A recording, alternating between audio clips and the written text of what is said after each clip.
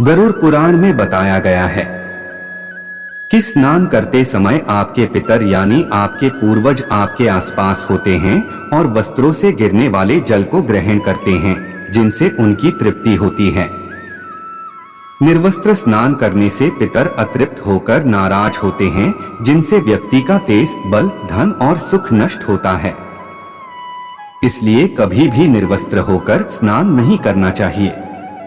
पद्म पुराण में उस कथा का जिक्र है जिसमें श्री कृष्ण की गोपियां निवस्त्र होकर नदी में स्नान कर रही थी और तब श्री कृष्ण उनके वस्त्र चुरा लेते हैं।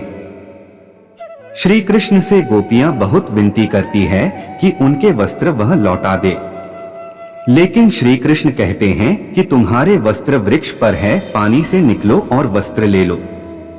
निर्वस्त्र होने के कारण वह जल से बाहर आने में असमर्थ होती है और बताती है कि वह निर्वस्त्र है, ऐसे में वह ऐसे बाहर कैसे आ सकती है। श्री कृष्ण पूछते हैं, जब निवस्त्र होकर जल में गई थी तब शर्म नहीं आई थी?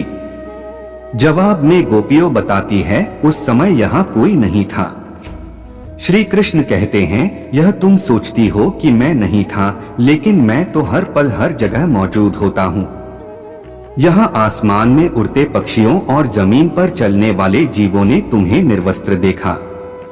तुम निर्वस्त्र होकर जल में गई तो जल में मौजूद जीवों तुम्हें निर्वस्त्र देखा। जल में नग्न होकर प्रवेश करने से जल रूप में मौजूद वरुण देव ने तुम्हें नग्न देखा और यहाँ उनका अपमान हुआ और तुम उसके लिए पाप के भागी हो।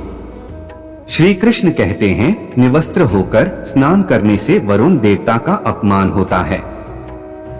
यह सोचना कि बंद कमरे में आप निर्वस्त्र होकर स्नान कर रहे हो और आपको कोई नहीं देख रहा तो आप गलत सोच रहे हैं। वहां मौजूद छोटे जीव और भगवान आपको देख रहे हैं। आपकी नग्नता आपको पाप का भागी बना रही है।